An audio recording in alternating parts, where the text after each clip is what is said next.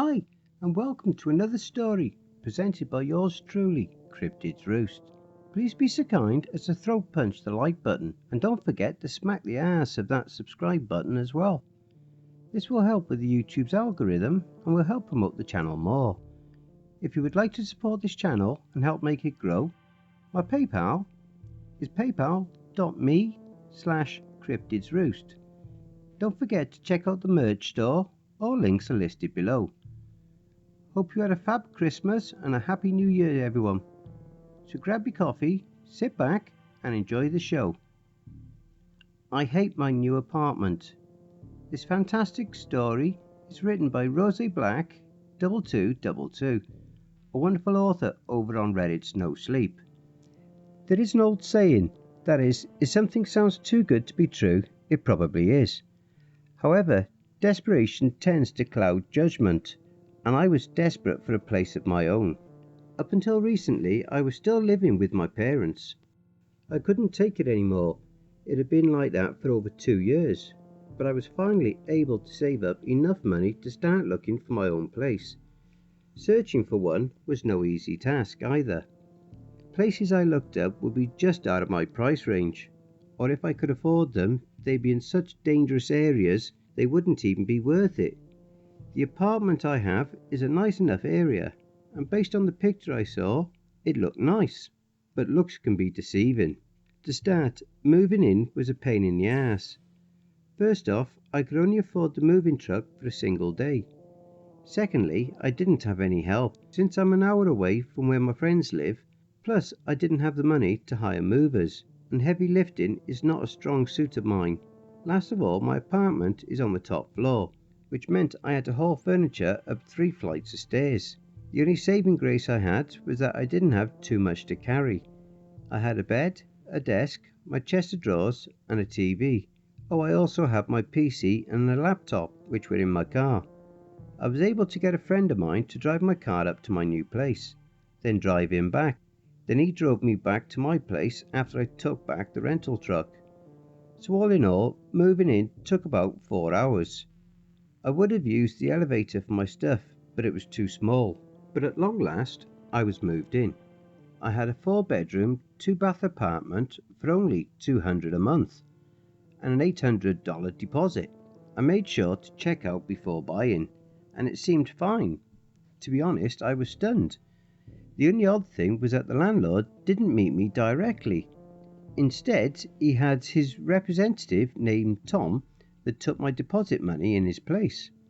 I had already let my bosses know that I was moving and got transferred to the stores in the area I moved to. Things were going great for the first month. The other tenants seemed to keep to themselves, but not being the most outgoing guy myself, I didn't pay them much attention. What I did pay attention to was how much money I had left over, now that I didn't have to give half my earnings to my parents for rent. And for one of my new managers was so impressed by how well I'm doing that she's actually considering promoting me, or giving me a raise at the very least, which means I hopefully won't need 2 part-time jobs for much longer. However, on the 29th of last month, things got weird and dangerous, and when I say that date, I mean right at the start of that date, like midnight on Saturday going into Sunday. I tend to stay up late, but by 1 AM I figured it was time for bed.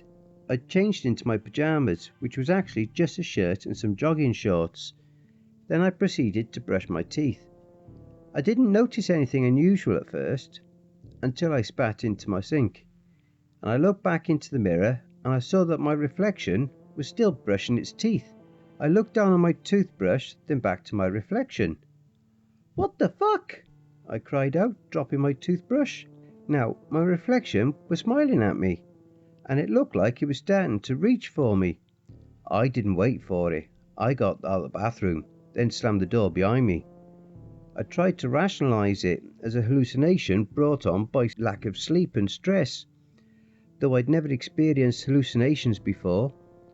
Still, I did not want to go back into the bathroom to confirm this. I was about to turn out the lights and head straight to bed, when I noticed movement out of my peripheral vision. I turned to see my shadow on the wall, waving at me, as if trying to get my attention, and pointing. It was at this point I considered that I was either dreaming or one of the drinks I had earlier was spiked. But I followed where my shadow was pointing, which was behind me. On the wall I saw another moving shadow, but this one was formless. There was nothing nearby whose shadow could have cast that kind of shape, and I use the word shape very loosely. It began to stretch until coming into shape, which I can only describe as looking like a cross between a mantis and a scorpion. It raced down the wall to the floor. I instinctively leapt back as it came towards me, but it wasn't after me. It was after my shadow. My shadow gave a gesture like it had let out a shriek. Then it began to run. It was at that moment that I heard the sound of my bathroom door being opened from the inside. I swung around, expecting to see that doppelganger which was posing as my reflection. And I sort of did. By that I mean what came out my bathroom had my face and torso, but those were the only similarities it had to me. It had 8 legs to scurry on, matching the legs of the shadow. It also had 1 pair of mantis claws and a pair of scorpion claws in place of regular arms. The set of scorpion claws were at the middle of the torso, while the mantis claws were where regular arms should have been. It let out a hiss, then started towards me. I ran like hell towards my front door. I got about halfway until I felt a searing pain across my back. At first I thought the doppelganger had caught up to me, but I saw that it wasn't anywhere near me. Instead, I noticed the shadow to my right. The other shadow was still chasing mine. It swiped at my shadow's back with its stinger, and that caused more pain in my back. I nearly fell to the floor because of it. The doppelganger must have been curious as well, because it stopped its pursuit of me to watch what would happen with the shadows. Now my shadow was facing the other and raising its hands to shield itself. The other shadow slashed with one of its claws, and I felt a sharp pain across my left palm. I looked at it to see that there was now a deep gash across the centre. That's when I realised if my shadow went, so did I. This did not put me in a good position. As my shadow was being cornered, and I still had to deal with the monstrosity standing in front of me, I had to think fast. I scanned the room for anything I could use as a weapon. Then my eyes fell on the pocket knife. It was by the boxes I had used to pack my clothes. The doppelganger noticed me looking at it. Then we both dashed towards it. Lucky for me, the doppelganger's bulky body put it in a huge disadvantage.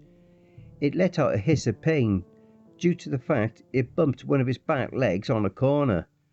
I dove for the knife, then picked it up, before scrambling to my feet. By this point, several new cuts had formed on my arms from the other shadow attacking mine. I had a theory that I was hoping would be true, and I checked on the shadows again to see if I was right. It turned out I was. My shadow was now holding a knife as well. Both the doppelganger and the other shadows looked down at the knives we held. Then they began to laugh at the same time. Admittedly, I could see why they laughed. With their armoured skin and much bigger and longer means of attack, the knives weren't a real threat to them. That made me wonder why I was trying to stop them from getting it in the first place. Did it just do that for fun? Then I got an idea. I had a pocket flashlight sitting on top of the boxes. I use it at work in case I need to check out something at night where the streetlights can't reach. The other shadow was rearing back on its hind legs and was about to deal a killing blow to my shadow when I grabbed the flashlight and switched the lights off. The moment I did, I heard scurrying. I switched the flashlight on while holding the knife in front of it. In the light of the flashlight, I could see the doppelganger again. I pointed my flashlight while holding the pocket knife in front of it at the wall where the fighting shadows were. Once again, my theory was proven correct. The pocket knife my shadow had now was giant. It was practically the size of a broadsword. Now the other shadow hesitated, then started to turn, to run. My shadow darted after it, The doppelganger dashed towards me while letting out a head-splitting shriek. I wanted to cover my ears, but I knew I had to hold on to the flashlight and knife no matter what. I could only hope that my shadow was faster than the doppelganger, and it was. Right before it could cut me with its claws or pierce me with its stinger, it let out another shriek, this time of pain. Checking the shadows again showed me that mine had sunk the giant pocket knife into the other's back. It kept stabbing repeatedly.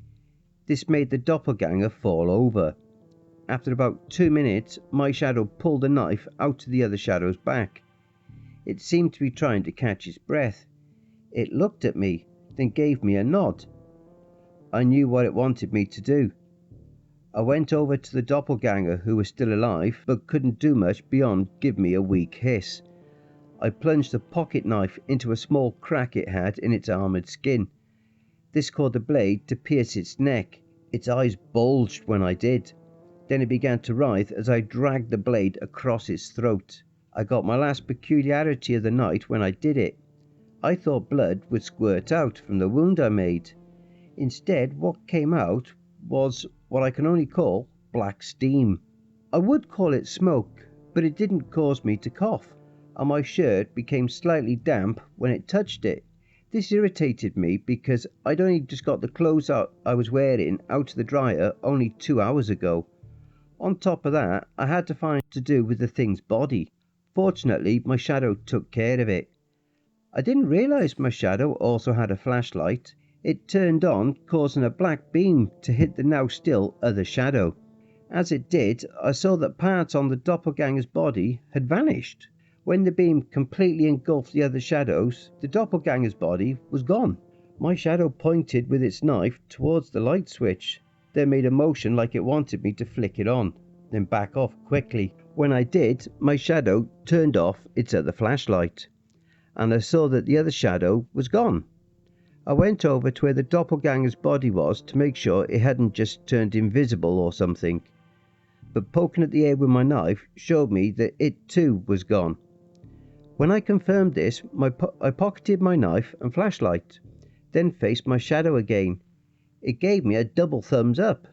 "How did you do that?" I asked it softly while pointing to the spot the doppelganger's body once was. My shadow just shrugged in response. Then I ran out my front door and headed straight to the ER. I made up some story about me accidentally falling and cutting myself on some broken beer bottles outside. Once I was stitched up and bandaged up, I went home with an expensive medical bill. I don't have insurance with my jobs. Hopefully that changes soon. Now, I was apprehensive, to say the least, when it came to going back inside my apartment. I sat in my car, parked in front of the building. I was trying to convince myself that what I saw had been an hallucination or a dream, but I remembered I tried that when I saw my reflection was still brushing its teeth, and that hadn't turned out well. Eventually, I decided to sleep in my car. I decided that if I woke up with my injuries, I would prove that everything really did happen. I'm referring to my back wounds specifically, since I didn't have any way to make those shaped cuts myself. I woke up the next day, then felt my back. Sure enough, I found the bandages covering my cuts. Fuck! So it was real, I thought. Now, I was debating whether or not to go back in. I didn't have anywhere else to go, plus I needed to get ready for work. It took some mental preparation, but I managed to talk myself into going back in. When I got back to my apartment, I saw that everything looked fine, but not ordinary, because my shadow waved to me when I stepped inside. "Any monsters come through here?" I asked it. I don't know why I thought it would know anyway, since it hadn't been in the apartment either, but it just shook its head. I got ready faster than I ever have before, then opened the door to head to work. When I did, I saw 3 men in black coats walk by my door leading a goat by a leash. The goat turned to me, then started to bleat, which is apparently what the sound a goat makes is called, before the man holding him tugged on his leash, then told him to come on. The ghost still looked at me as if reluctantly followed. Then he turned his head back forward when he reached the elevator. By then I was standing out in the hallway. I could have sworn that I saw him wink at me before the elevator door closed. This place is nuts. But at least that goat is cute, I thought. Then I went to work. When I got off my shift, I decided that I was going to give the landlord, or Tom, a piece of my mind. But I haven't been able to get in touch with either of them yet. And I realised something. Right now it's Saturday, and I'm at a friend's house in the area I moved from. The weird and dangerous shit happened early, almost a month ago. So I'm thinking that if I just stay out of my apartment until the day after it happened, I'd be able to avoid any danger from it. Assuming it happens on a monthly basis, because up until the first incident, nothing to suggest I would be any danger happened for over 4 weeks. And you can bet your asses that I'm going to demand my deposit money back, then move out of this apartment as soon as possible. I'll probably have to move back in with my parents, but at least it's better than getting murdered. I'll post another update soon to let you all know how things went. For now, I need to wind down, then get some shut-eye. Later, everyone. Part 2. Okay, so remember how in my last post I said my plan was to just stay out of my apartment until Monday? Well, things didn't exactly work out how I wanted. And by that, I mean it didn't fucking work at all. I spent most of my Sunday browsing for things to spruce up my apartment with. Since I had been able to save up more, I figured that a little splurging wouldn't hurt. What I got out of it was some pretty sweet deals on things I needed for my laptop and PC, namely a microphone and some speakers. I've had to use earbuds with built-in mics in place of a microphone in speakers, which is alright when it comes to a laptop, but a pain when it comes to a PC, mainly because most of them aren't that long, and they tend to break easily from me forgetting to pull them out, then standing up too fast. Anyway, after I made my new purchases, I went back to my friend's house to spend the night. I did have to work on Monday, so the only drawback was me having to get up early to make it to work on time. Other than the long hours, work went smoothly. When the shift of my second job ended, I got a couple of combo meals at Wendy's, then returned to my apartment. I was nervous about entering it, but when I did, I saw that nothing seemed unusual. Not even my shadow was moving like it did last time. I spent about an hour or so chatting with my friends on my laptop. The new microphone and speakers work great. I would have tested them using my PC, but my laptop boots up faster. Once my friends and I were done talking, I closed my laptop, then I brushed my teeth, took a shower and headed to bed. If I'm being honest, I was feeling pretty full of myself. After all, I had managed to cheat whatever it is causing the problems with my apartment. I was feeling pretty proud of myself, until I heard my apartment creak about an hour into me trying to fall asleep. At first, I didn't pay it much attention, and it went away. The next time it started though, I opened my eyes, because it was just louder than before. Again, however, nothing seemed unusual. That is, except one thing, but I just dismissed it as my mind playing tricks on me. That is until the third creak. This time I sat upright in my bed and looked around. I put the light on to see if anything was amiss. I was going to brush it off if it wasn't for the fact I saw that my ceiling and walls were closer than that they were before. "Oh shit!" I cried out, having finally realised what was happening. As if in response to my realisation, the walls and ceilings began closing in faster. My first instinct was to try the windows, but it wouldn't budge. Even when I tried to break it using one of my drawers, the window just fucking repaired itself. "Fuck!" I yelled, crouching so the ceiling couldn't hit me. I ran out of my room, then straight to my apartment's door. Like the window, however, it wouldn't budge. It wasn't long before I had to go into a crawling position. The only items I could get to were my PC and laptop. I would have used my phone to call for help, but I imagine people who call and say, "Hey, can you hurry over?" My apartment's trying to crush me to death, and I dismiss pretty easily. And even if I just made up some other reason to make them come, they wouldn't have been able to reach me in time. The only thing I could think of to do was to use my laptop to film the last moments, in hopes that I could leave proof what was happening to me behind. I fumbled the microphone from being so nervous, and it landed in front of the speakers. When it did, a loud high-pitched sound came from them. I covered my ears and yelled, until I noticed that the ceiling and walls had stopped moving. I moved the mic from the speakers, and they resumed moving. When I put the mic back in front of the speakers, I heard my apartment make a noise that I can only describe as groaning. I turned my speakers up, and that made the ceiling and walls start to retreat. Seeing this, I turned my speakers up to max. I heard my apartment scream until my ceiling and walls went back to their original places. I turned down my speakers and said, "Yeah, what now, motherfucker? I got you beat, and what's more, I have proof." Nothing happened for a few moments. That is until a flash from my laptop caught my eye. I was furious to see a blue screen of death. "Bastard!" I cried out. The apartment seemed to laugh in response, mocking me. "Fuck you too, you piece of shit." I gave my apartment the finger before going outside. I waited until midnight to check it again. I came back to see my chest of drawers and monitors smashed. I had already seen my monitor get crushed by the ceiling. My PC tower is closer to the floor, so that wasn't an issue.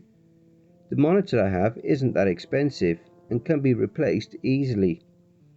What really got me though was seeing my chest of drawers all broken and splintered. It wasn't like a super expensive or anything, but the thought of having to drag it out of my apartment and then dragging a new one up all these stairs filled me with dread. I've already done it not even a week ago, and I am not looking forward to doing it again. Despite what happened to me, I do have some good news.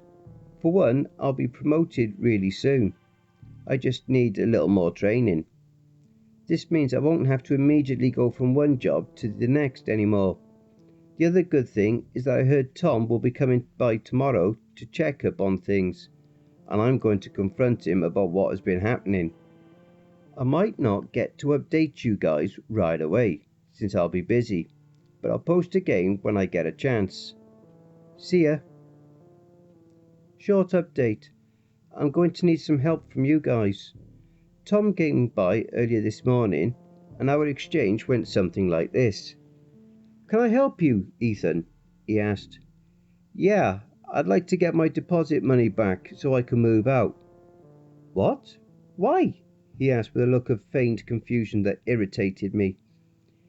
"You know exactly why, all the weird shit that happens here." "Oh, that. Well, as much as we'd love to give you your money back, your lease won't expire for 2 years, so tough break there, buddy." "Are you fucking kidding me? This place is a living death trap. How the hell have you guys not been sued yet?" I growled. "I'll answer your question with another question. How many other tenants have you seen here?" I thought for a moment. "I don't know. I've seen at least 20 running around, not including me." "Only 20 of them in this entire apartment? What? That is weird. So what happened to the rest of them?" "See, Ethan, when this apartment consumes you, it isn't just your body, but everything about you and traces of you vanish from existence. Even records and things of that nature. This is how we get to stay in business. This apartment is like a rotating door. Some poor saps forks out their money, get killed, and we reap the benefits without any repercussions." "You fucking weasels." He shrugged. "Weasels or not, we are making money. Oh, and if you get any bright ideas about recording anything, don't waste your breath. For example, your phone," he said, pointing to my pocket. "How did you know?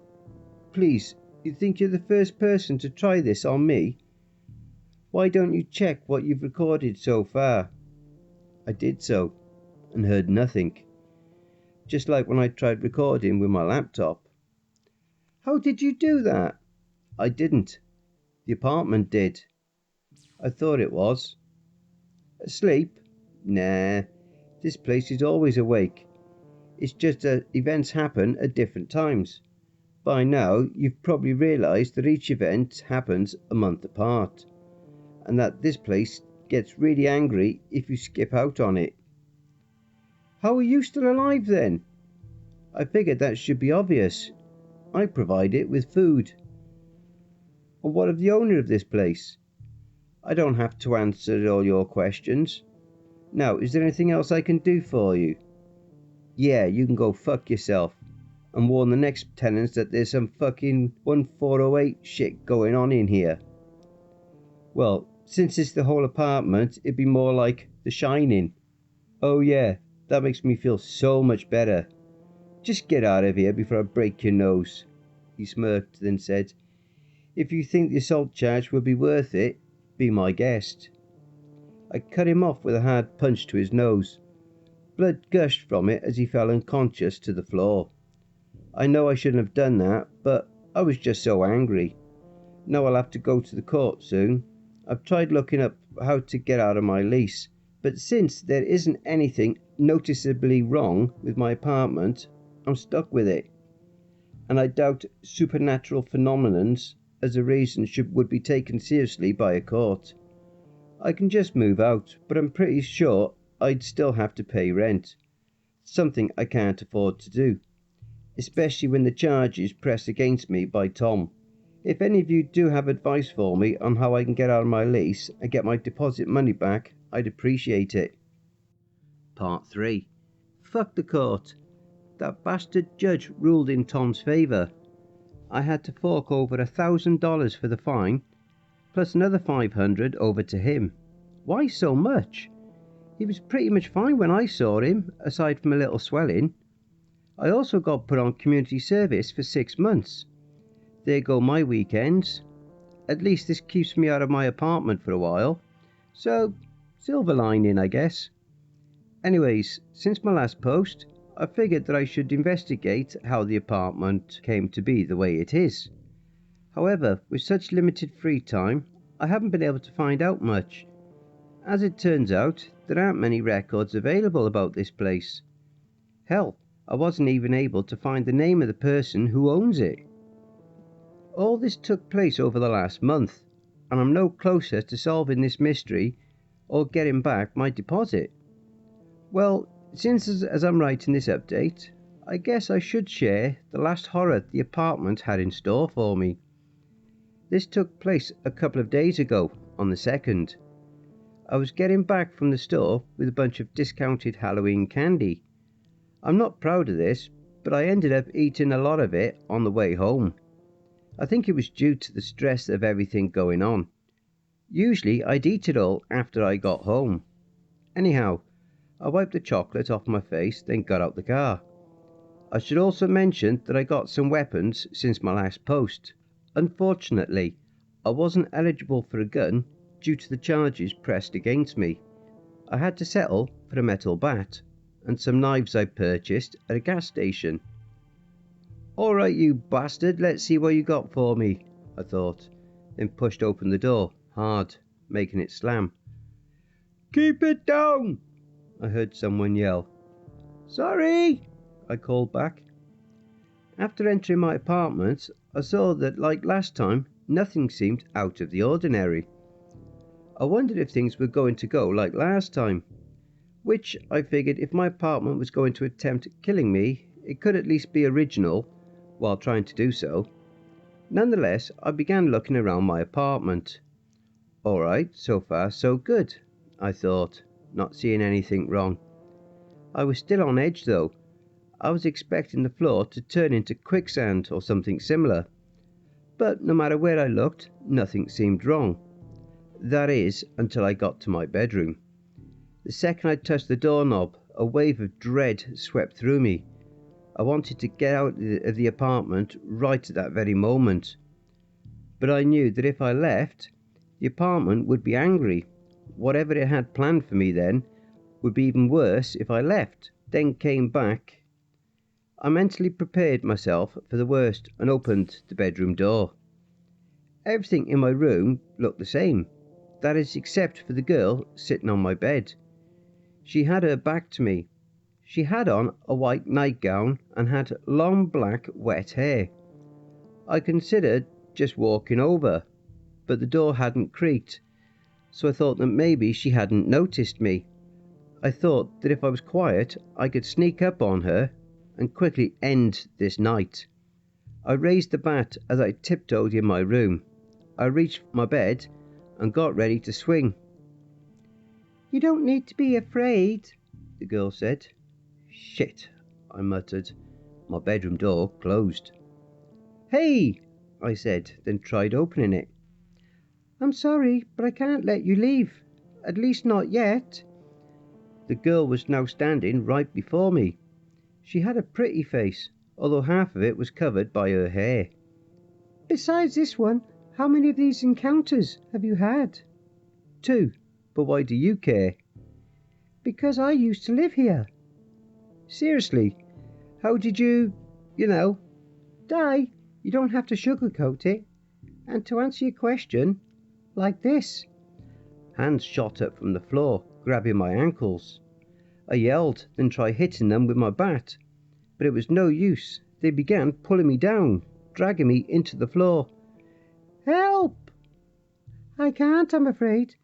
I had to go through this, and now you do too." I could do nothing as the hands pulled me all the way through the floor. Soon I was enveloped in total darkness. The only thing I could make out were the people in front of me. They were twisted in the most pained expressions I have ever seen. There were ones with their faces torn away, others had their jaws ripped off and eyes gouged out, among different injuries that were inflicted upon them. The sight was bad enough, but that was nothing compared to the smell. Think rotting meat that's been sitting in the hot summer sun for a week.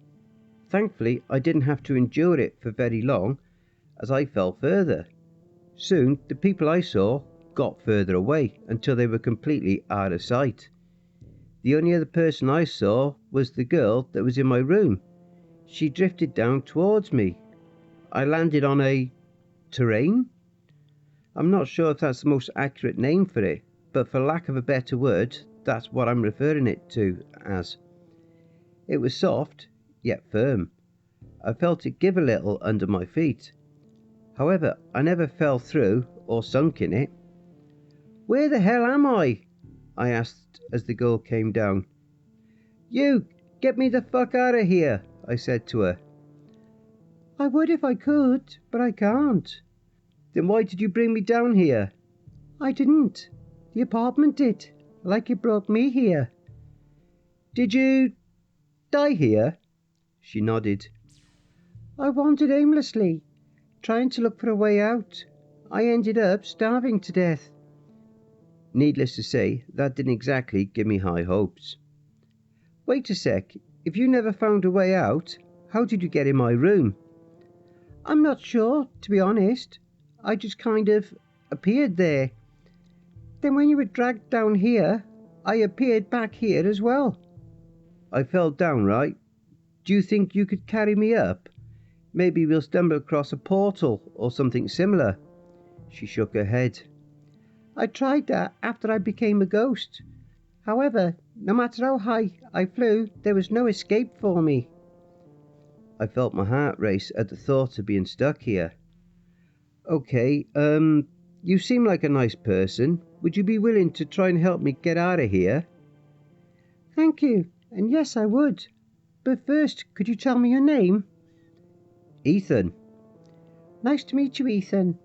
I'm Angelica." "Nice to meet you too. What do you say we get moving?" At first I thought the place was an empty void, but as we moved it began to change. Weird pointy structures began rising around us. "Have you seen this all before?" "Yes. I'm not sure what they are, though. They feel strange, to say the least." I touched one to confirm this.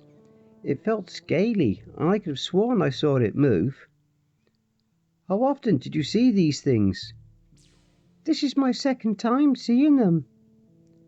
How long did you live in the apartment before coming here? 2 months.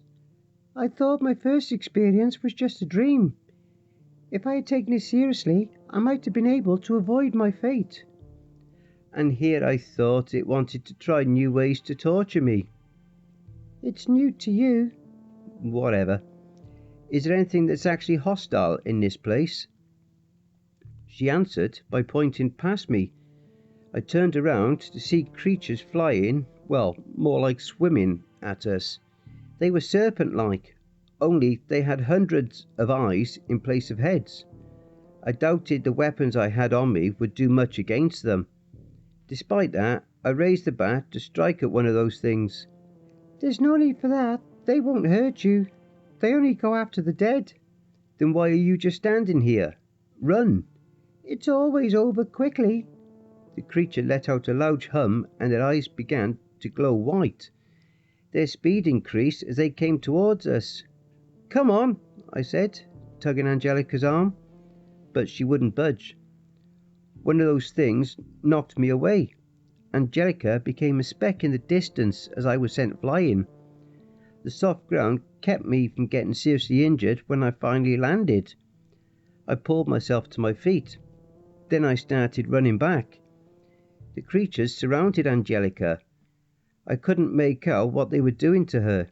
However, the crunching I heard gave me a pretty good guess. The creatures dispersed by the time I got back to where I was before.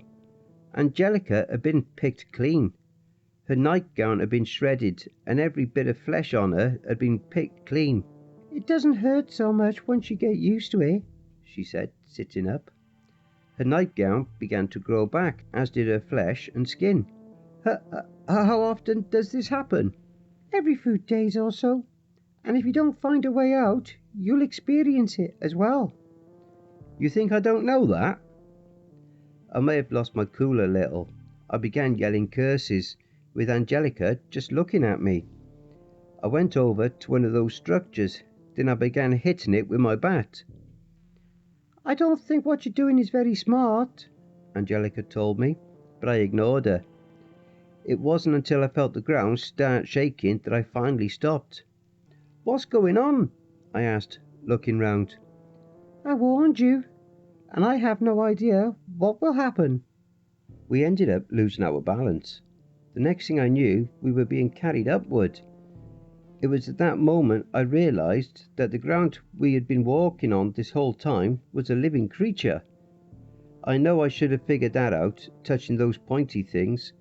However, I thought they were supposed to be separate from each other, not part of one being. I looked at Angelica to see how she was handling things.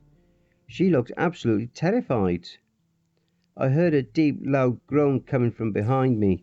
I was about to turn around, but she stopped me. I saw her look in her eyes, like whatever sanity she had left was on the verge of breaking.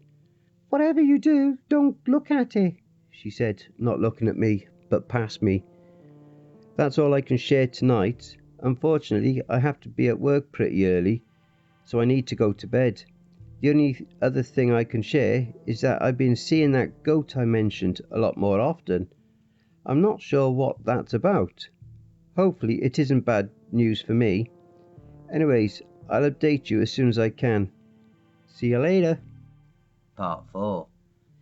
Sorry for not updating you guys. I have been super busy with my community service and extra hours at work. On top of that, more apartment related things have happened. For now, however, I'll pick up where I left off. Despite the terror I felt and Angelica's warning, I still felt an overwhelming urge to turn around and look at whatever it was behind me. I must have been turning my head without realizing to look at the creature, because Angelica grabbed my head and forced me to keep looking at her. Her hands felt ice cold against my face. What do we do? I asked. Before she could answer, the serpent creatures from earlier reached us. They ripped her away from me. I saw them carry her upwards, and her eyes still locked onto the giant creature. What happened to Angelica next seriously fucked me up. The creature's eyes opened up, revealing mouthfuls of sharp teeth. The teeth resembled shards of broken glass. They began tearing into her, ripping away parts of her body. She was lucky that her mind was elsewhere, because she didn't seem to feel a thing. Even as the flesh was ripped from away from her bones, she didn't make a sound. Her eyes stared at that giant abomination behind me the entire time. Those serpent things sure were efficient. In a matter of seconds, Angelica was gone. Not a trace of her was left. I was stuck in the middle of who the fuck knows where with some Lovecraftian beast right behind me. Needless to say, I wasn't exactly feeling hopeful about finding my way out of there. Without Angelica to guide me, I was like a chicken running around with his head cut off. Or is it with her head cut off, since chickens are female? Anyway, the only thing I could think of to do was to run and get as far away from that beast as possible. It must not have been interested in me, because it didn't chase me. Lucky me, I guess. Angelica was already dead, so I wasn't sure if the piece of her that would remain in those things, or if she would reappear somewhere in that space, in another place of existence, or what. I wanted to look around for something to help me, but didn't want to risk accidentally catching a glimpse of the creature. If I just kept wandering around, I'd just end up exhausting myself and eventually meeting the same fate as Angelica. I'm going to be honest, I have no idea what I was thinking when I was performing my next action.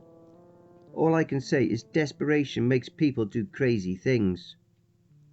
One of the serpent creatures was moving past me.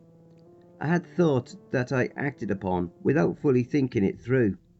I reached up and grabbed its tail. Instantly I was lifted off the ground as it went upwards. At that point, I thought it might take me high enough to reach the spot I fell from, potentially giving me a chance to escape. Instead, it started to turn around back towards that giant eldritch abomination. "No, you stupid Snake King! Keep going the other way!" I yelled at it. If I didn't do something fast, I was going to see the creature. I knew I could have closed my eyes. Thing is, that might have ended up leaving me even more disorientated than I already was.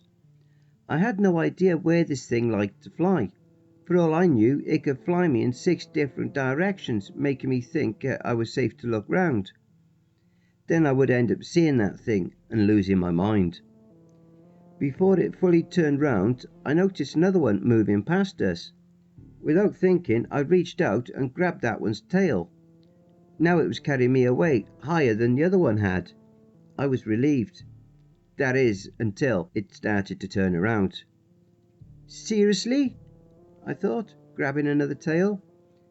That was when I realized that I could hear a noise coming from behind me. Presumably, it was that creature. The noise it made sounded like what I can only describe as a cross between hissing and humming. I figured that it must be calling the serpent creatures to it. Otherwise, they would still be going for the people high above me. I looked up and saw that a lot were already feeding on them. I knew that if I acted fast enough, I could make my way to one of those people, or what was left of them. It sort of became like playing on monkey bars, the main difference being the added challenge of trying not to fall to my death, or lose my sanity, or both. It was long and strenuous. My arms burned, and I thought at any moment they would give out on me, sending me plummeting to my death. I was fortunate enough to be able to climb onto a monster's back. It was like trying to walk on a lumpy, moving train. It didn't seem to notice me, even when I stepped on its eyes. I waited until the next one was close enough for me to jump to. At last I was finally able to grab onto someone. Their head had been eaten off, yet they grabbed me with incredible strength and lifted me. I was passed to the people above me, then the people above them, and so on. I don't know what I was expecting to happen. I thought that maybe a portal or something would open up that they would push me through. I was half right. There was a portal of some kind. Although, instead of being pushed in, I was pulled. A disembodied hand pushed its way into reality. I didn't hesitate to grab it and let it pull me up. I was expecting either that the hand would take me to some other random place in existence, or back to my apartment. Thankfully, it ended up being the latter. I was back in my room where I was pulled down before. "What was that?" I cried out, pulling myself to a sitting position. I saw Angelica was resting on her knees beside me. "Oh, it was you who pulled me out. Thanks," I told her. "So I guess this means you'll end up here if you die. Maybe that means you can leave now." She didn't respond. She only stared blankly at me. "Angelica?" I asked, waving a hand in front of her face. Still no response.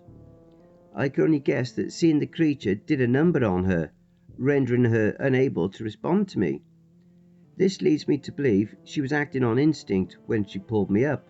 "Well, let's see if we can get you out of here," I said, getting to my feet, then helping Angelica up. I started to lead her out of my room until she decided to jerk away from me. I looked to see why she did it. It turned out she didn't. The hands were back and yanking Angelica down. I tried to pull her away, but it was to no avail. She was pulled back down to the floor. She did say one thing to me before she disappeared from sight, and that was, "People like you are its favourite kind of meal." I didn't sleep for a couple of days after that. What did she mean by people like me? My only silver lining was that I thought I wouldn't have to deal with any weird stuff, save for some of my neighbours occasionally for a little while. Things have been going pretty normally since then, that is until around 6 o'clock in the afternoon. I was going to head out to do some grocery shopping. When I opened the door, however, I saw that goat. It was sitting in the hall like it had been waiting for me. I wasn't sure if I should try to move past it or call someone to help move it. The goat and I looked at each other for a few moments. Then it did something I didn't expect. It got up and looked both ways as if making sure we were the only ones in the hall. From its mouth I heard in a low voice, "You and I have a common interest. May I come into your home so that we may discuss matters further?" My mouth fell open in shock. I was rendered speechless. The goat mistook my stunned silence as a yes, then trotted into my apartment. He closed the door behind me with one of his hind legs. "Now that we are alone, I can speak more freely. Tell me, friend, how has it tried to take you?"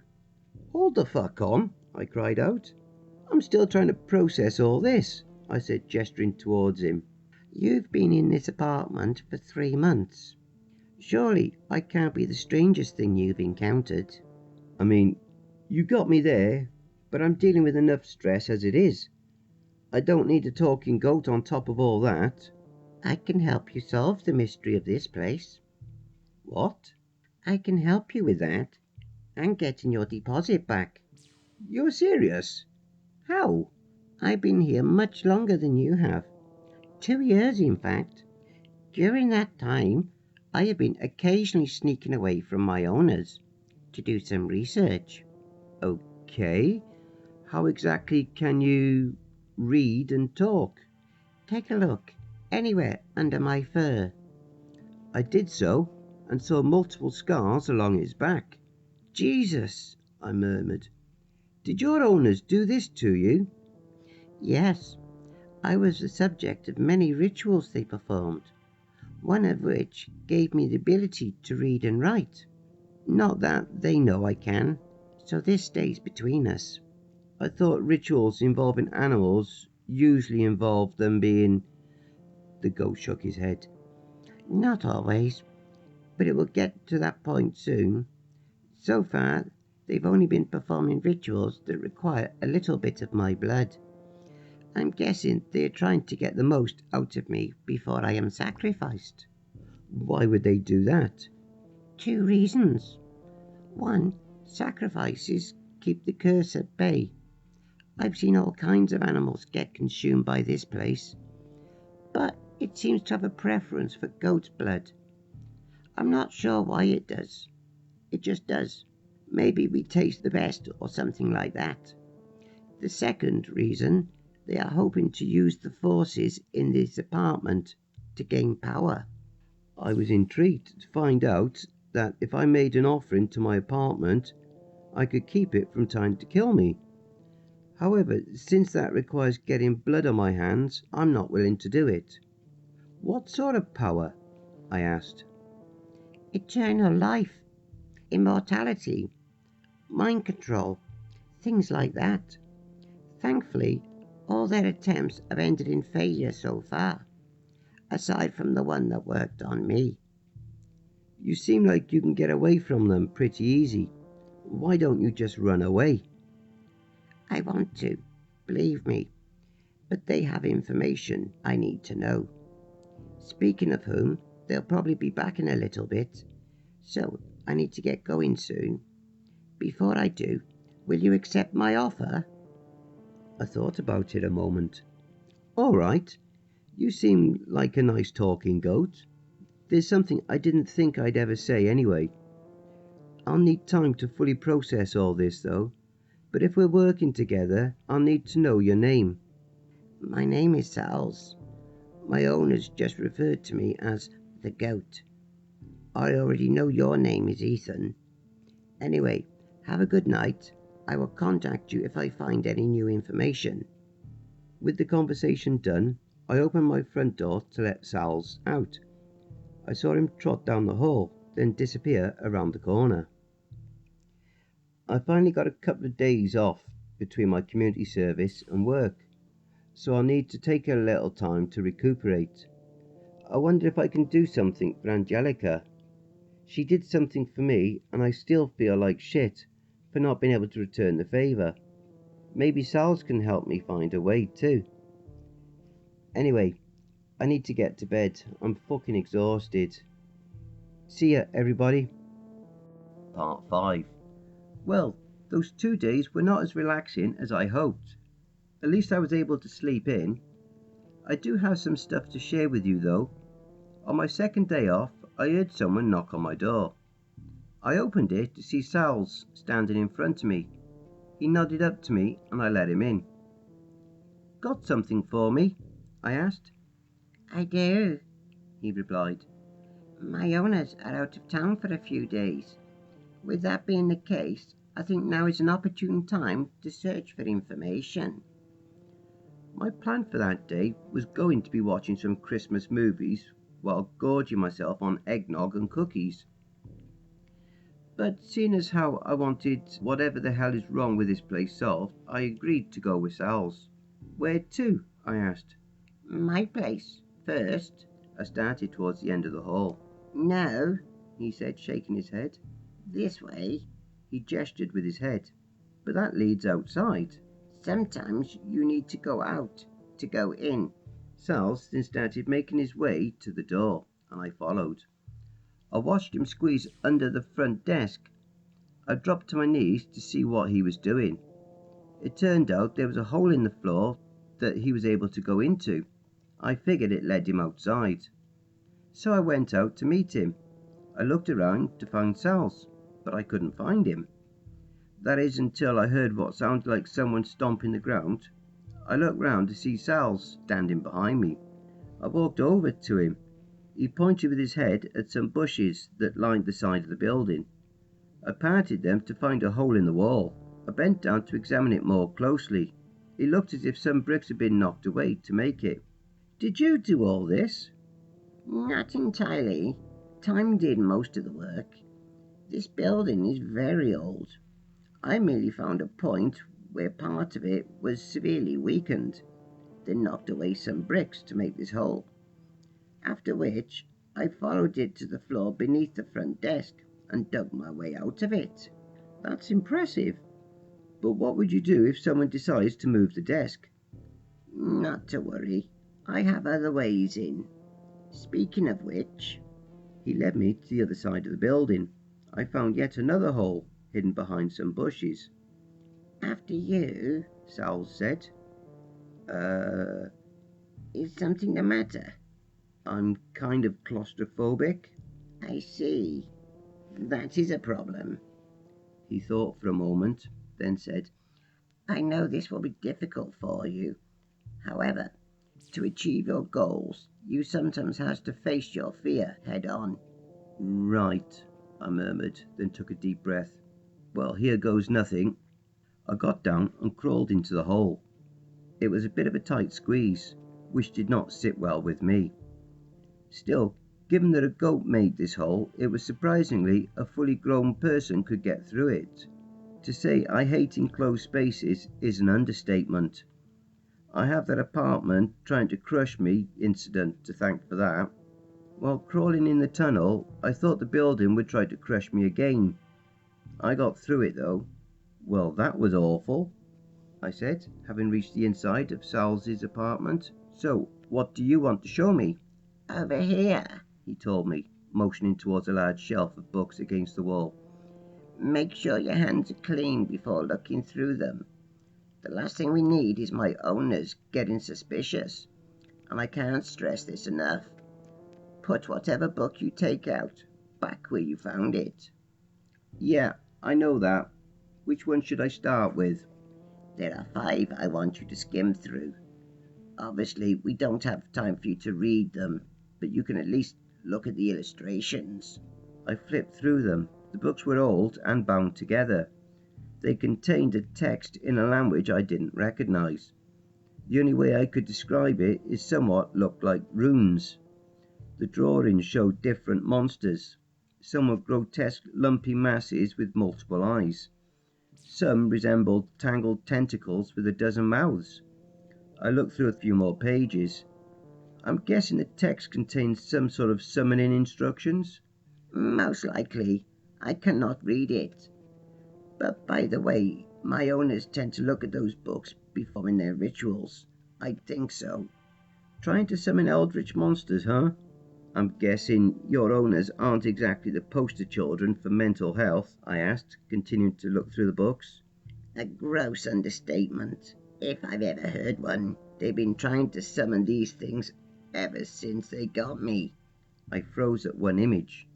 The creature on it looked like a snake-like, fleshy, scabbard trumpet. It had so many eyes covering its head, it reminded me of a bouquet of flowers. A few of its eyes were open to reveal jagged shards of teeth. Sal's noticed me looking at it. Has something caught your eye? He asked. I showed the image. I recognize this thing. I think I heard it. Really? He asked, intrigued. When? I proceeded to tell him about the last experience I had. He listened intently, nodding his head every so often. When I finished, he asked me if I had seen Angelica since then. I replied no, and inquired if there was any way to help her. There may be. For now, though, we have to focus on the task at hand. Speaking of which, there is one last book I want you to see. It's the middle one on the bottom row. Open it to the last page.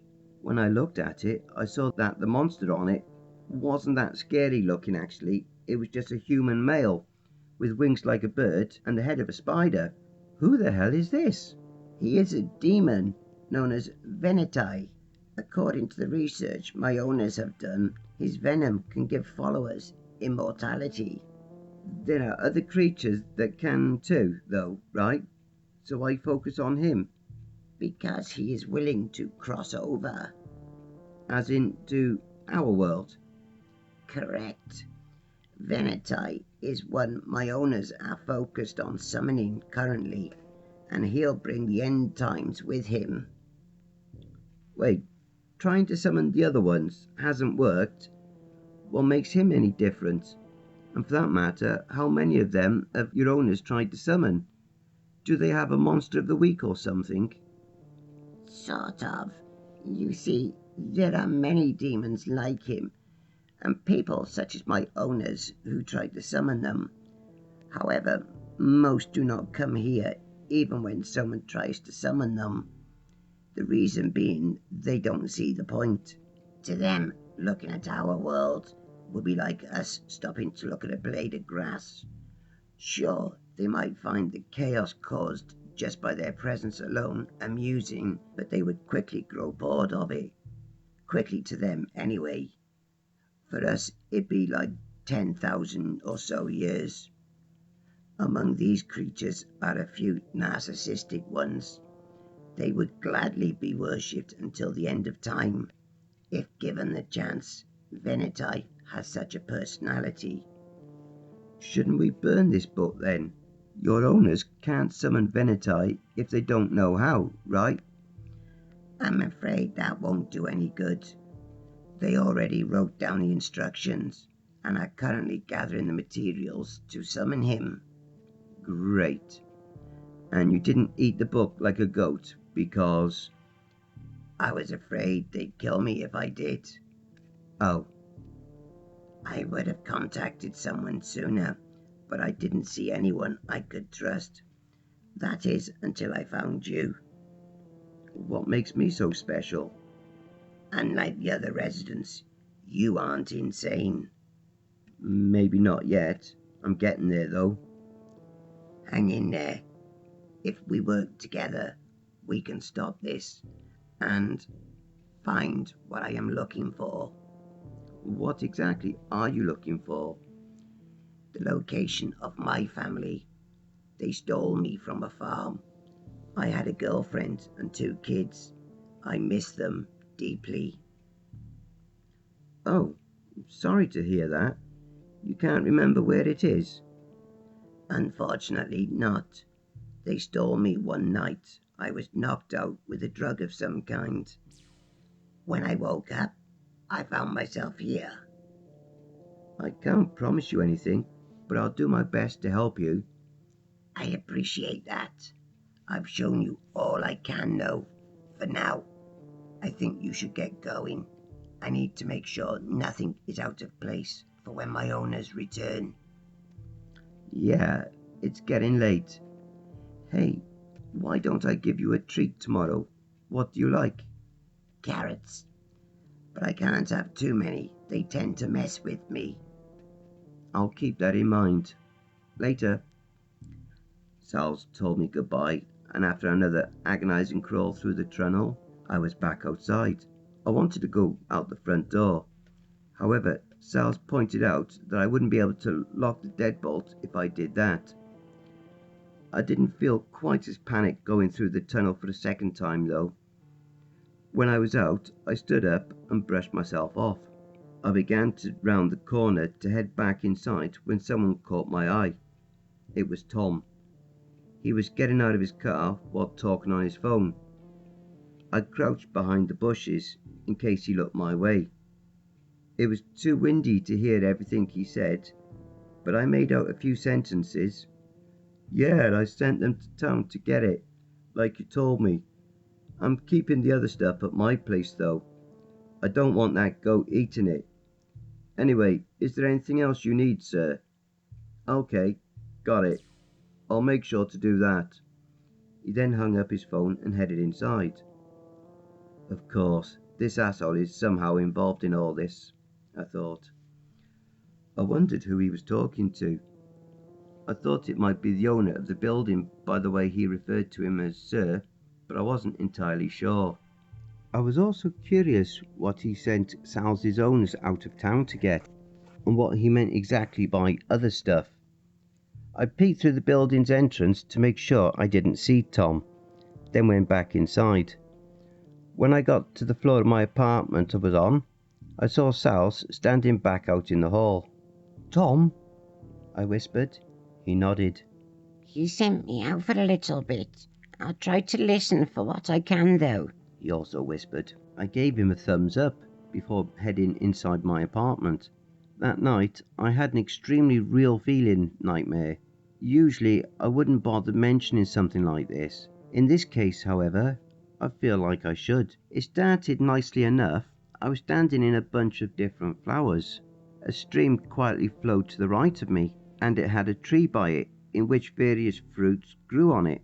Some I recognised, others I didn't. I grabbed a blue sparkly looking fruit off the tree due to my stomach's immense growling. It tasted like a blueberry pie, made fresh. When I finished eating it, I grabbed more fruit. I bit into one and that tasted like peach cobbler. Another tasted like a banana split. And another tasted like caramel cheesecake. As I was enjoying my food, I heard the sound of wings flapping. I looked up to see a figure high in the sky, flying towards me. How are you enjoying your stay in my garden? He asked, landing in front of me. He was at least 8 feet tall. I didn't think much of him before, but that drawing didn't exactly capture his full physique. His body had a muscular, rough quality to it. His fangs dripped venom that melted the flowers between our feet. Lastly, his snow-white wings were folded in as he was talking to me, but when he was descending, I couldn't see the sun when they were spread out. The only piece of clothing he had on was some kind of robe covering his lower half. You are Veneti? That I am, Ethan. How did you know? You are living in my building. I kind of have to know. Wait, you own it? When? How? Long story short, a while back, some guy who was down on his luck made a contract with me. I had him follow my instructions to make the apartment complex. Later on, he found out what was happening to the tenants. Out of guilt over how many people fell victim to it, he offered himself. He was supposed to gather people to worship me, meaning I hit a rut for a while after his death. That is, until I met Tom. He has been doing great work for me. So you were the one he was talking with on the phone earlier. Do multi-dimensional beings have their own cell phones? I jokingly asked. As a matter of fact, yes, he replied, snapping one into existence. Oh, well, either way, you aren't getting into our world, and you're going to give me back my deposit. I wouldn't take that tone with me if I were you. Or what? This is a dream, right? Which means you can't hurt me. He responded by pinching my neck with his thumb and index finger. Instantly, I felt my body go limp, and then I fell on my back. Oh, the hell did you do to me? You know, Ethan, I kind of like you. How about you help me out? I can make it worth your while. I might actually have considered accepting your offer if it weren't for one small thing. And that is? The apartment's trying to kill me? I would have contacted you sooner, but I can only talk with those who have viewed what I look like and the text that tells how to summon me.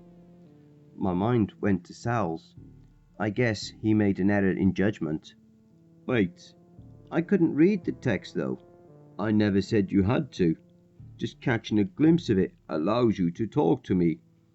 Oh, and by the way, whatever you get here, you take with you when you wake up. So, it's like some Nightmare on Elm Street rules, huh? Pretty much.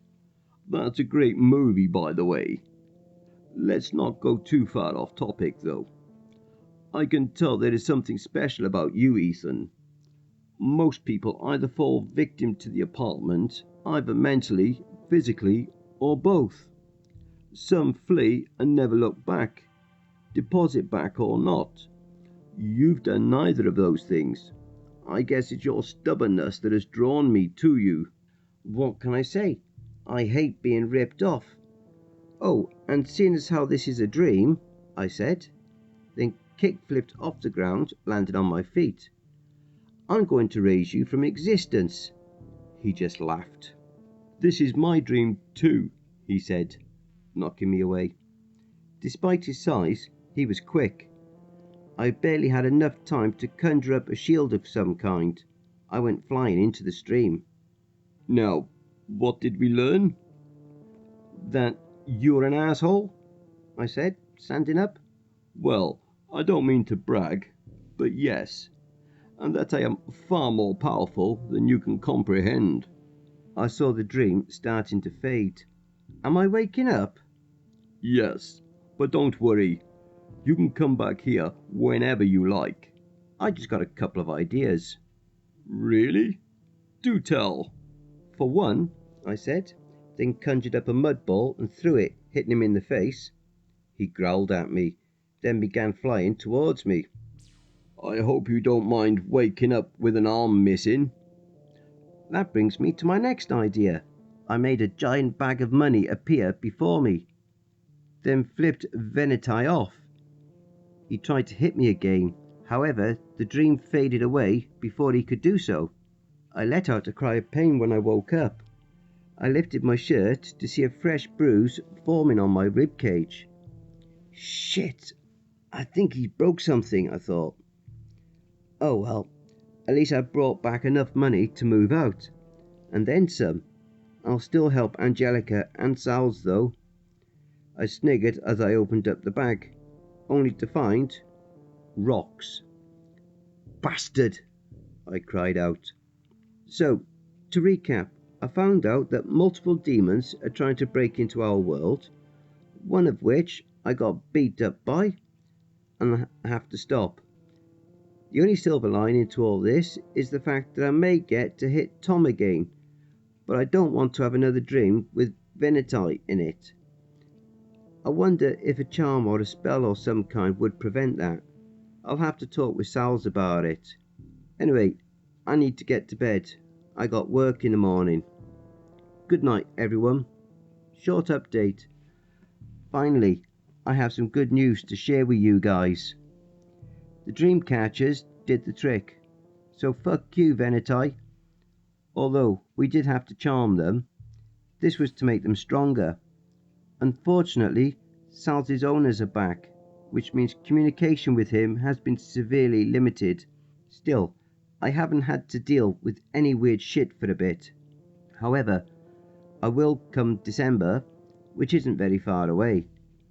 I happen to adore this time of year and have already put up decorations for it.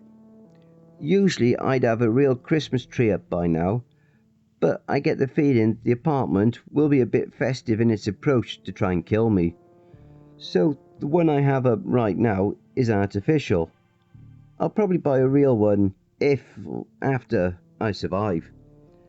Oh well, if I'm going to get murdered, at least I can look at some decorations while it happens. Before I go, and in case I die, I want to wish you all a happy Thanksgiving. Eat lots of food and don't die.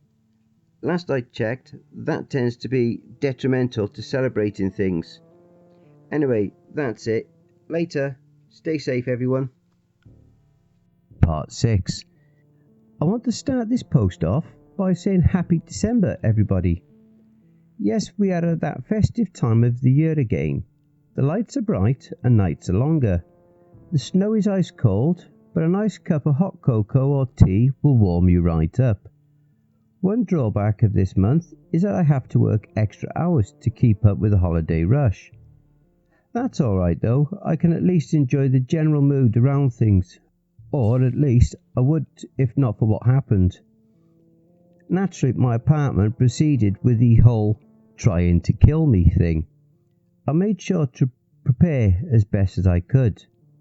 I'm not allowed to have any firearms, so the best thing for me was going down to Lowe's and getting a hatchet. I also purchased a few sizable pocket knives. I sat on my bed looking at my phone.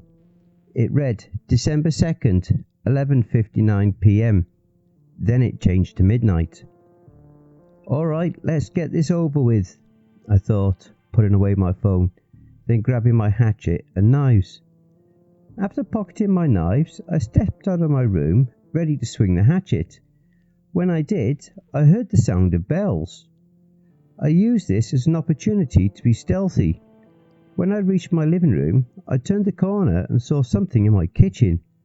Apparently, the apartment had changed my fake tree because it was rummaging through my fridge. Upon closer inspection, I noticed that it had somehow grown a pair of arms and legs, and its ornaments looked fuzzier than I remembered.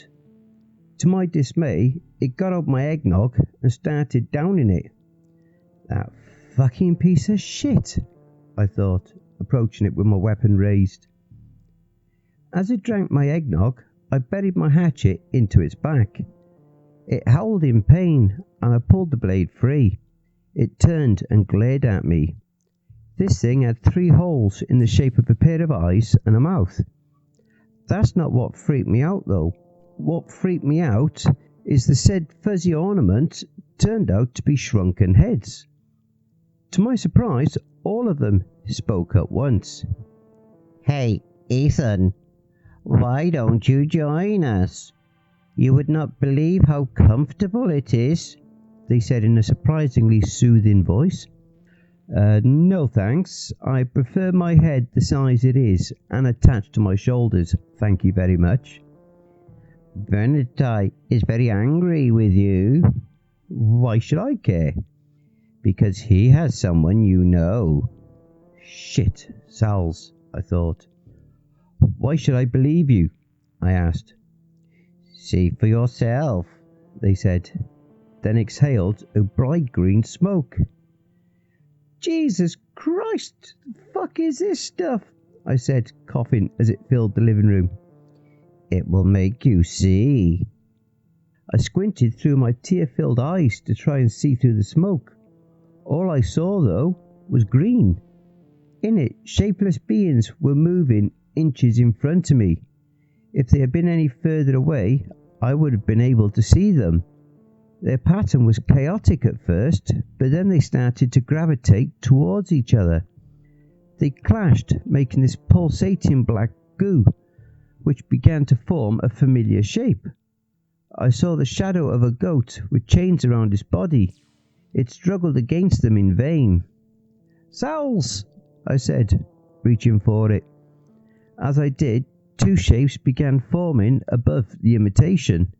The first was an axe, like the one an executioner would use in medieval times. The second took the shape of Venetai. It grasped the axe, then with one swing cut the head off the Sal's imitation. After it did, the smoke cleared. "That could be you," the heads told me. "You motherfuckers! What did you do to him?" I yelled. "Nothing yet, but if you want him back safe, you will cooperate with us." "How?" "Remove the dream catchers you have up.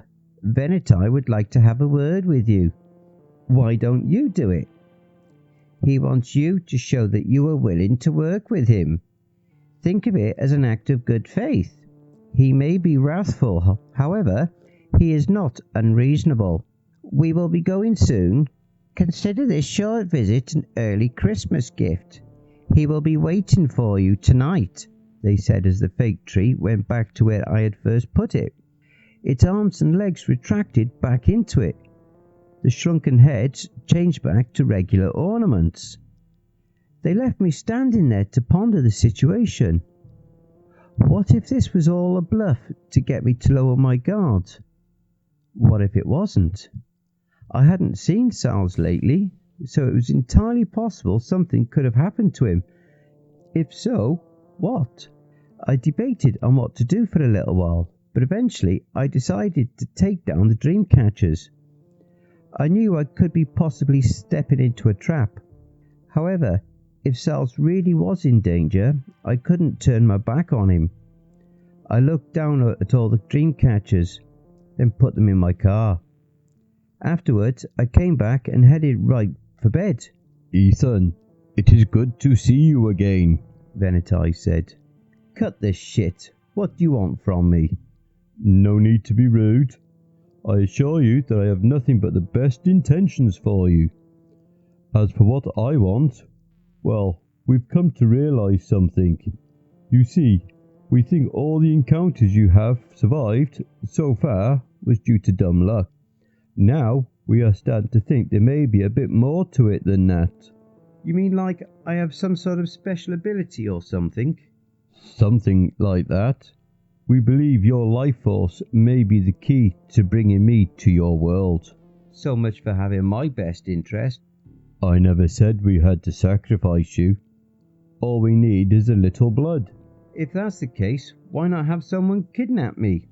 "The ritual to summon me requires all people involved in it to be willing participants. Of course, you can choose not to, although it would mean your friend meeting a rather gruesome death."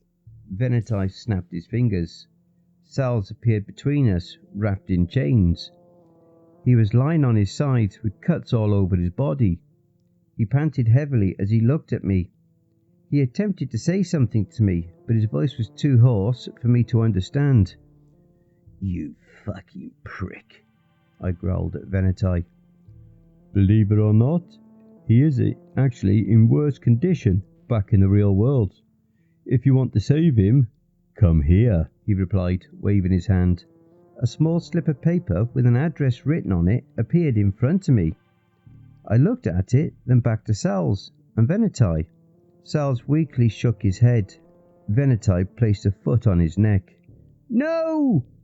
You have until New Year's to decide. Just remember, the longer you take, the more stuff like this, he said, grinding his foot on Sal's neck, causing him to whimper in pain, happens. You no good, spider-faced piece of shit, I yelled as I attempted to charge at him. Before I could reach him, though, some force pulled me back. The dream began to fade, and the next thing I knew, I was back in my apartment. I haven't been able to sleep for a few days. I obviously don't want to let that demon spider god into our world. However, I also want to rescue Sal's. I know he doesn't want me saving him, but I don't want to sit here while he gets tortured by those sick fucks. What should I do? Part 7. The finale. Finally, I'm done with this shit. I got some helpful advice from a commenter on my last post. They told me of some weaknesses that Venetai may have and how to acquire a firearm, the latter of which was honestly a lot easier to get than I thought it would be. I put an ad on Craigslist that was worded, looking for home security item, willing to pay in cash. I made it using a throwaway email. I got a reply the following day from someone saying that they'd be willing to come up to my place for a transaction. It cost me a couple of $100, but I was able to get a pistol and some ammunition. Next, I got some peppermint and some peppermint extract from my local grocery store. According to the commenter on my last post, spiders hate peppermint. I made sure to stock up on a lot of it and get a spray bottle to put the extract in. I contacted Tom on the 10th to let him know I wanted to go through with the ritual. He told me that everything needed for the ritual was already in their possession. All I had to do was show up. He informed me that if I didn't show up alone or tried anything, Sal's would be killed. I figured that meant they'd search me, so I had to come up with a plan. My first one was to report them and see if I could get some cops to hide out and wait for Tom and the other cultists to show themselves. However, the address that was given to me showed a cabin in the middle of a clearing, which meant there wasn't any conceivable way they would be able to hide themselves. I decided that I would have to go alone. I drove up to the cabin where the ritual was to be held. Before I did, I made sure to leave everything they thought might be a weapon in my car, all except for a water bottle filled with peppermint extract. Tom was waiting for me when I drove up. "Long time no see, Ethan," he said to me with a sly smile. "Cut the shit, you know why I'm here." "Of course. What happened to your hand?" He gestured to my left hand, which was partially wrapped in a bandage. "I wanted to get this over with as quickly as possible, so I spared you guys the trouble of extracting my blood. Will this be enough?"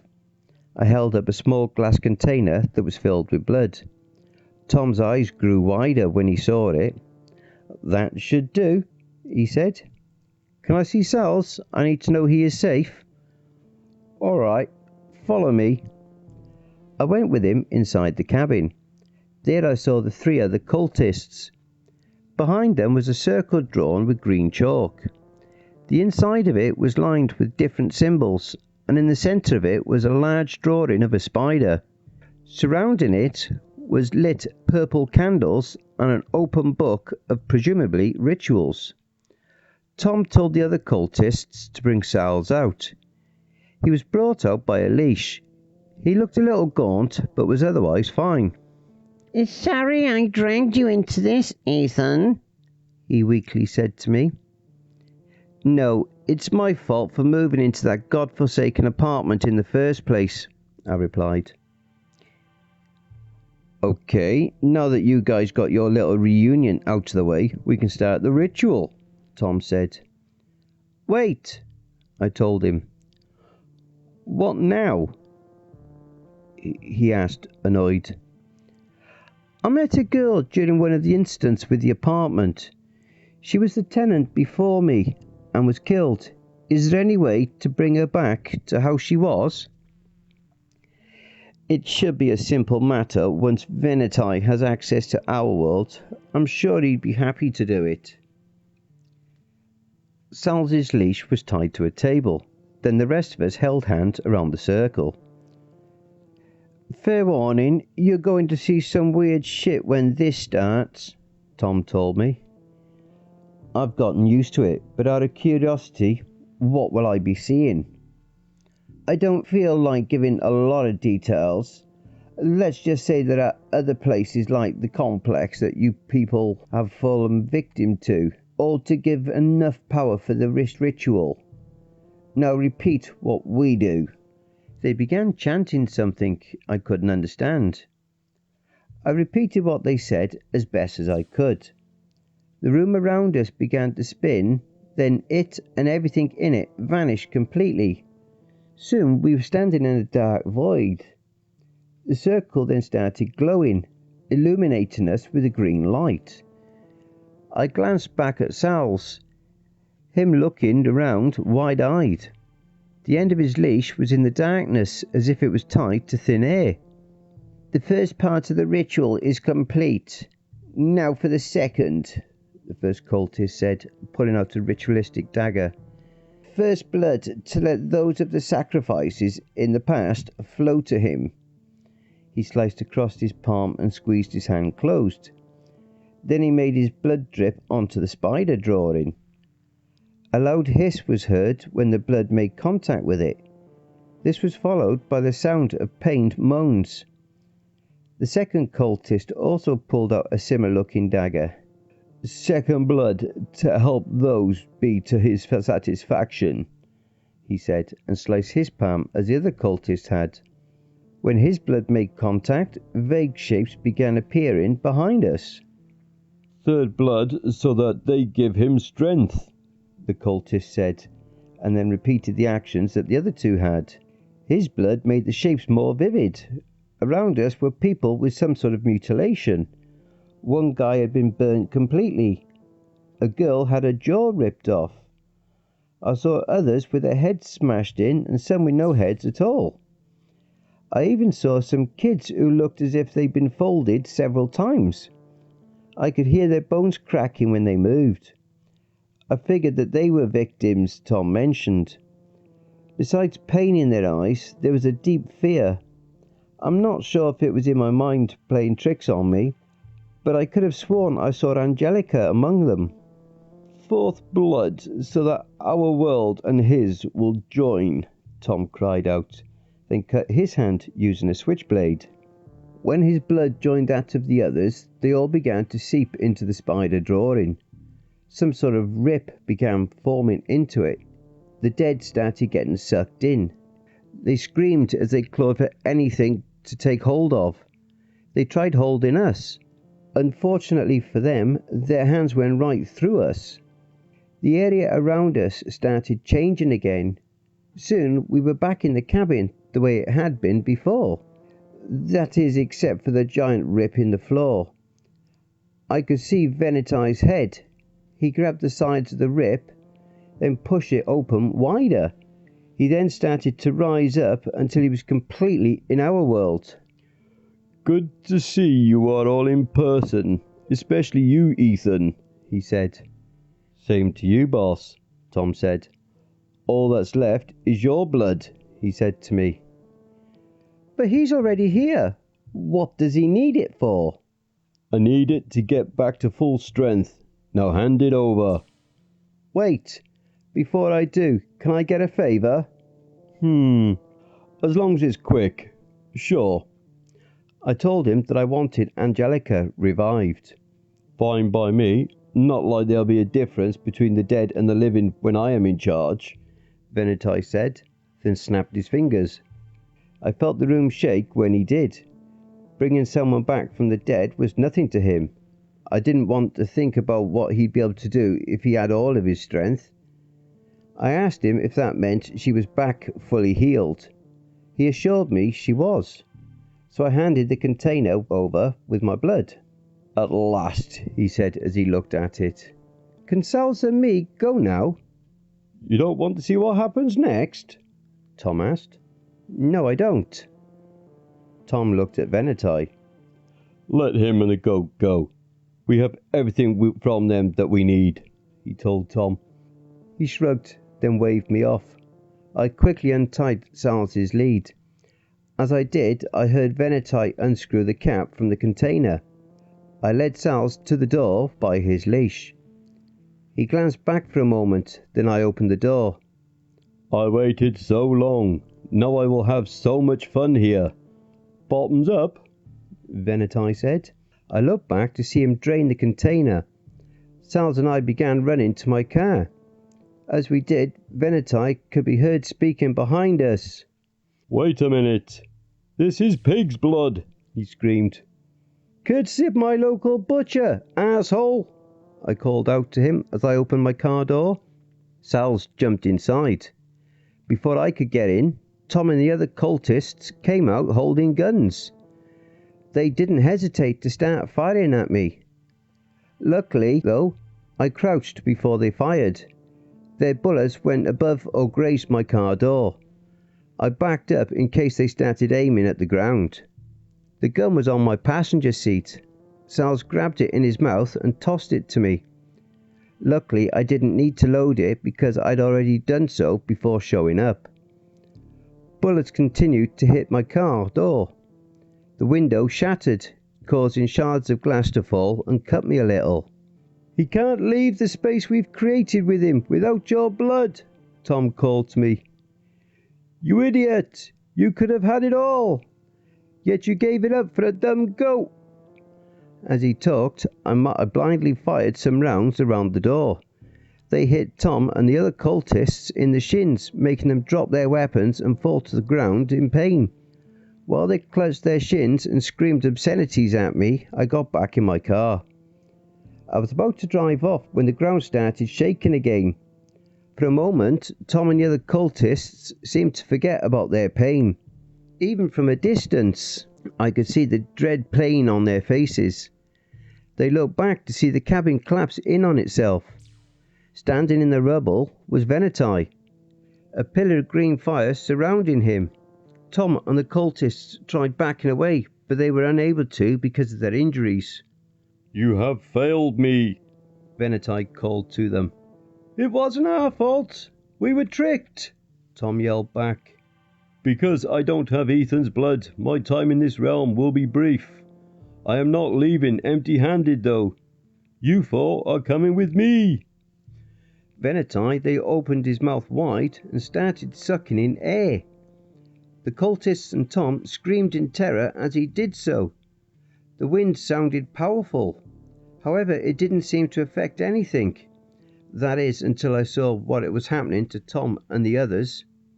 A light began rising from their bodies and towards Venetai. As it did, their bodies began mummifying before our very eyes. Soon they were nothing but dust, and the light from them went into Venetai's open mouth. "Did we just see 4 men get their souls sucked out?" I asked. I believe we did.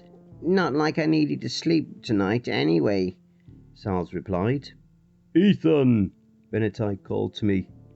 "You have managed to win. Congratulations. My time here is almost up. However, I will not leave without giving you a parting gift." He snapped his fingers again. A blinding light washed over us. When it cleared, he was gone. I looked around to see that nothing seemed to have changed. I examined myself just to be sure and found no changes. "I don't feel any different, do you?" I said to Sal's. Not that I can tell. Let's head back to your place for now. When we got to the complex, an angry-looking man approached me. "There you are. I've been trying to contact you for over a week," he said, almost shouting at me. "Can I help you?" I asked, confused. He looked as if he wanted to punch me. "Yes, you can. I haven't had hot water for a week now. Do you know how miserable it is to take cold showers when the temperature is like this?" Sorry to hear that, but what do you want me to do about it? I just live in the complex. It's not like I own the place. The man gave me a dumbfounded look. Oh, really? Then explain this. He pulled out his phone and after tapping on it a couple of times, showed me the screen. On it was the website that I found the complex on it in the first place. At the bottom of the listing, it said that the owner was me. So, this is what he changed, I murmured. What? Nothing. Hey, how long have you lived here? 2 years. Why? Do you know anyone who has been around here named Tom? Tom? Nope, not ringing any bells. I figured as much. I'll have a plumber come over to your apartment right away.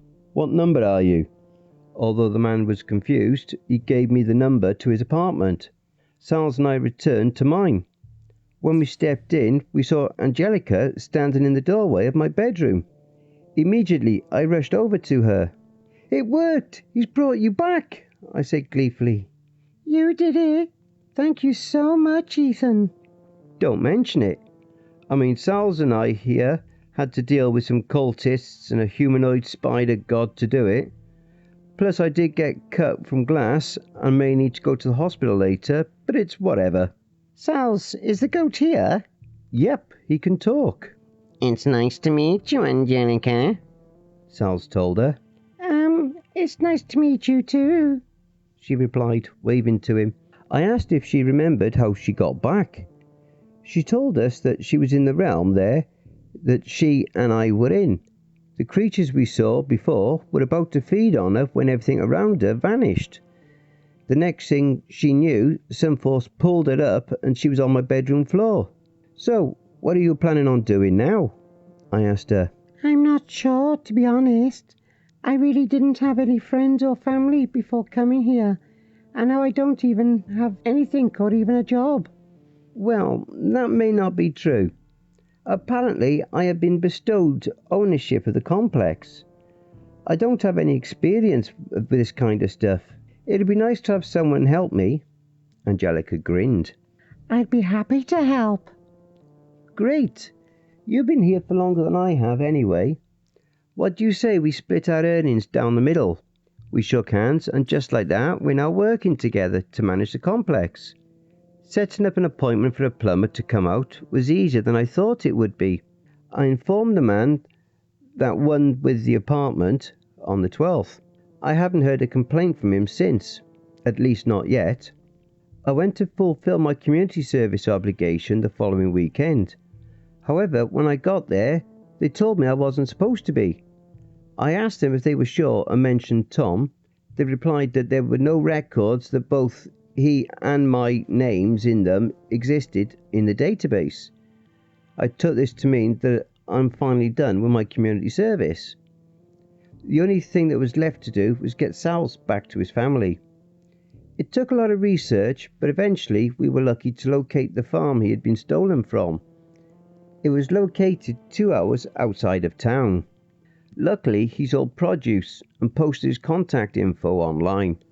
I called him up and tell him I had Sal's.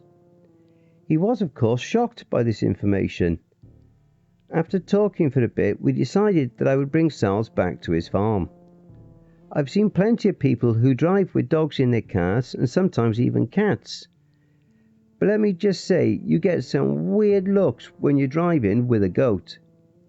When we were 10 minutes from the farm, Sal's decided to say a few things to me. Thank you for everything, Ethan. I'm just glad I don't have to deal with any more crazy shit. Angelica told me that she thinks the complex has been purged of Venetized powers. Too bad we won't be seeing each other anymore. I wouldn't be so sure of that. You'll see later. We got to the farm. I shook hands with the farmer and presented him with Sal's. He was more than happy to see him again. However, he noticed the cuts on his body when examining him. I told him that I found Sal's like it. He came to the conclusion that he had somehow gotten past the fence and was attacked by some wildlife. The farmer thanked me for returning him and offered me some free produce in return. I was a little hesitant to accept it at first, but didn't want to come across as rude. He told me that I could pick out what I liked from his farm. I went with him to do so. As I did, I saw Sal's go back to his girlfriend and kids. They nuzzled each other. While his real owner wasn't looking, he looked at me and winked, then went into the barn together. I picked out a lot of fresh produce. The farmer went into his home to get a bag for me to put it all in. While he was inside, I was approached by Sal's and his family. "Thanks for getting him back to us," his girlfriend said to me. "You guys can talk now too?" "That's right," Sal said. "I happen to remember the ritual that gave me the ability to speak. I decided to use it on them." "Are you sure that was a good idea? What if someone finds out about this?" "Don't worry, we'll make sure that doesn't happen. Right, kids?" his girlfriend said. "Yep," their kids said in unison. "By the way, Ethan," Sal said, "I have found a way to contact you that you'll see later." Before I could ask him to elaborate, the farmer came back with what I had picked out in a large paper bag. He gave it to me, then bid me farewell. I did the same and waved to him as well as Sal's and his family. I drove home after that. I decided to quit my job so I could focus on managing the complex with Angelica full time. Apparently, the money in which I had to pay the assault charge with was returned to my bank account. I figured this was the result of him and the other cultists being killed by Venetai. A few days before Christmas, something unexpected happened. A pigeon tapped on my window. It had a sheet of paper in its mouth. I lifted the window to let it in. "Ethan," it asked after placing the piece of paper in my hand. It sounded female, judging by its voice. "Sal sent you, right?" "That's right. I'll be helping you guys get letters back and forth to each other." "I see." I glanced at the paper. It read, "I hope you are enjoying this festive time. It feels great to be reunited with everyone. Happy holidays to you and Angelica. Tell her I said hello. Signed, S." I smiled at that. Then I wrote a letter for the pigeon to give to him. Well, I think that Angelica and I have gotten the hang of things. It looks as if I won't be updating you guys anymore. For those of you who kept up with my weird-ass journey, and for those of you who may stumble across it in the future, I want to give my thanks. Goodbye, everyone. Wow, that was an epic episode. If you enjoyed listening to this installment, be sure to pop over to the author's Reddit profile, RoseBlack2222, and drop them a line, or even give them a glowing review. The link to their Reddit profile will be below in the description, and be sure to check out their Patreon for more stories. The link to their Patreon will also be listed below. Thank you for listening, and if you enjoyed my narration, then please feel free to like and share the video, leave a comment below, and don't forget to hit that subscribe button and tap the notification bell and then select all. That way you'll receive all notifications each time I upload a new video. Have you had any cryptid sightings, paranormal or supernatural encounters, or even had any creepy or terrifying situations that you would like to share? Or have you even written a creepypasta story that you would like me to narrate? You can submit your stories and encounters to cryptidsroost@gmail.com. If you wish to remain anonymous, that's fine with me, not a problem. Now I also have a Facebook group, Twitter, Reddit and Discord, although I don't have my own server yet. Now again, all the relevant links will be below. If you would like to support the channel and help to make it grow, my PayPal is paypal.me/cryptidsroost. Again, that'll all be listed below. Oh, and one final note, I am in the process of creating a couple of merch stores, one on Redbubble and one on Teespring, so be sure to keep your eye out for any further notifications of those. Okay? And don't forget, where fear is, happiness is not.